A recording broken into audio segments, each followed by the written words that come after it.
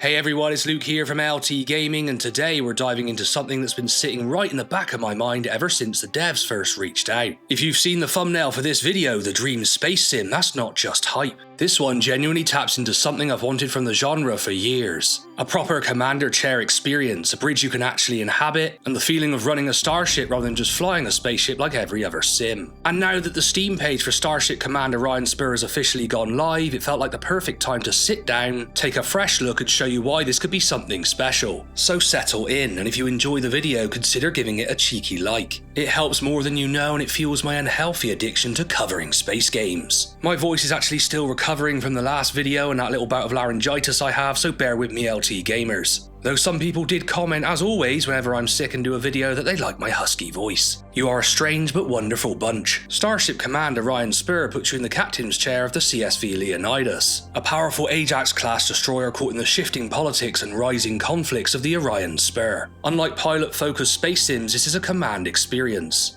You're running a bridge, leading a crew, assigning orders, managing power, weapons, shields and sensors, plus making the type of tactical decisions that Captain Kirk would be proud of. Interestingly enough, if you look to the left of my desk here where I'm recording, Captain Kirk is overseeing everything I'm doing. If you've ever played Star Trek Bridge Commander, and we've covered that plenty on the channel before, you'll understand exactly why the game hits that nostalgic nerve. Orion Spur feels like that spiritual evolution of that classic formula. You're not just pressing buttons, you're commanding a starship. You can issue strategic orders from the captain's console, watch your crew react, see your ship respond, and then when the moments demand it, drop into direct control mode and personally steer the Leonidas through incoming fire. It's cinematic, tactical, and deeply immersive, everything I want in a space sim. But what really surprised me when I first saw gameplay was how much personality the ship interior and bridge crew bring to the experience. This isn't some static, empty set dressing. The team has built a believable starship ecosystem with movement, chatter, consoles lighting up, systems flaring under pressure. It all sells the fantasy of being a commander in the Diaspora universe. You can genuinely feel the weight of being the captain, not just the pilot with a fancy camera angle. The team has been working like absolute machines behind the scenes, and a lot has changed since we last discussed the game. First up, the exterior space view UI has been completely reworked and it looks far more polished, readable and modern. For a game focused so heavily on tactical command and power management, this UI needs to be clean, and the new version really is a big jump. It brings clarity to your ship's situational awareness, weapon arcs, shield facings and sensor range, and it makes the whole experience feel much more bridge simulation than indie clutter. They've also done a major pass on the character models. Now the devs are very open about this. They're not AAA, they're not a massive studio, they're a 4-person team doing the work of 10.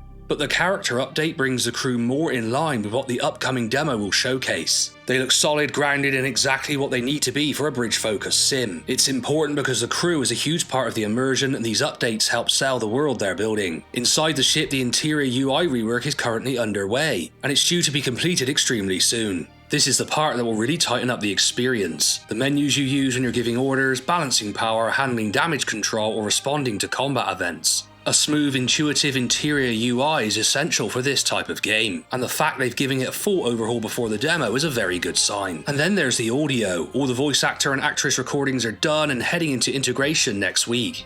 They never asked me to voice a part, which was very disappointing, but wait till they hear my sexy, husky voice. This news is huge because good voice work adds a ton of atmosphere to a bridge game. You want to hear your officers call out shield impacts, reactor spikes, and new contacts, and this update could elevate the immersion dramatically. On top of that, the team has just crossed 1,000 watchers on Kickstarter, so well done. This is a massive milestone for a project like this. It's early hype from people genuinely excited about the direction of the game, and it bodes well for the upcoming demo and campaign. Just a quick interlude to say most of you who watch the channel are not subscribed. So make sure to go down below and hit that subscribe button because it helps smaller channels like us grow really quickly, and both me and Tom really appreciate it.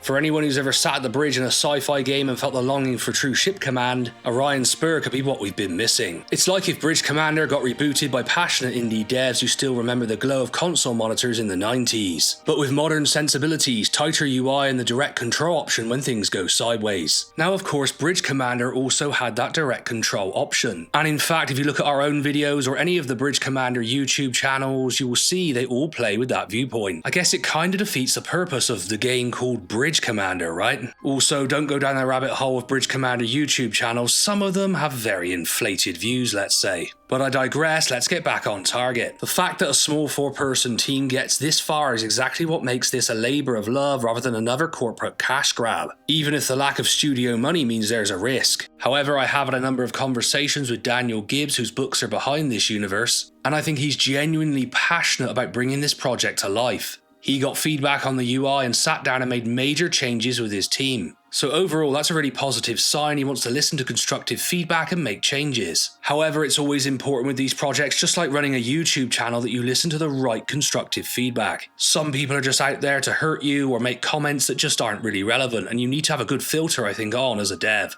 And if you are thinking about making a comment on this video, remember it's leading up to LT Santa time and I've lots of games to give away. And that includes 5 copies of X4 Foundations. Right, so let's focus on some negatives and why we should be realistic. Well, not really negatives, just some things to be wary of. Let's be honest, this is a 4-person team. The passion is there, the vision is there, but indie projects of this scale always carry risks. The UI rework, for example, added weeks to their timeline. Kickstarter gaming projects have had trust issues because of this sort of thing in the past. And without publisher money behind them, everything they build is genuinely fueled by their own drive. But that's also why projects like this shine, because when the demo hits, you know it's coming from a place of passion, not corporate strategy. And having discussed at length with Daniel Gibbs' vision for the project, I think he's a man who knows how to drive his team. Another thing worth keeping an eye on is the gameplay balance itself. Command-style space sims need a very careful touch to feel satisfying. Too much automation and you feel disconnected from your own ship. Too much micromanagement and the experience becomes stressful rather than tactical. Orion Spur sits right in the middle of that tightrope.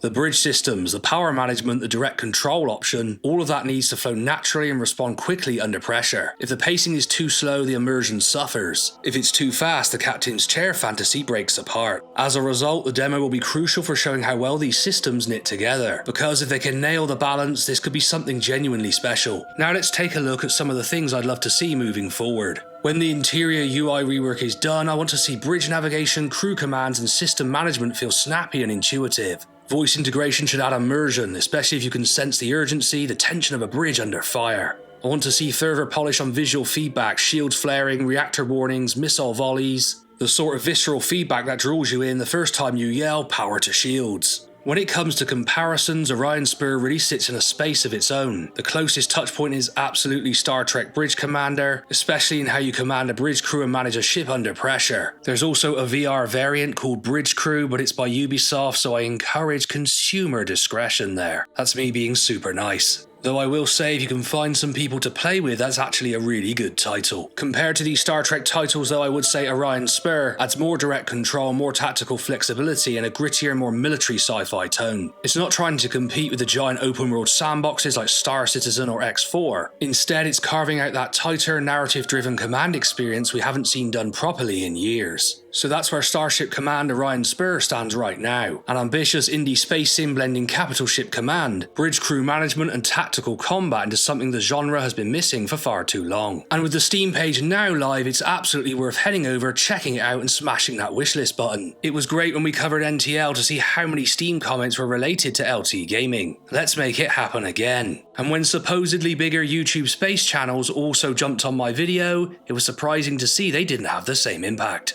Let me know your thoughts in the comments, and as always, thanks for watching LT Gaming. More previews, more deep dives, and definitely more space games coming your way soon. Fly safe, captains.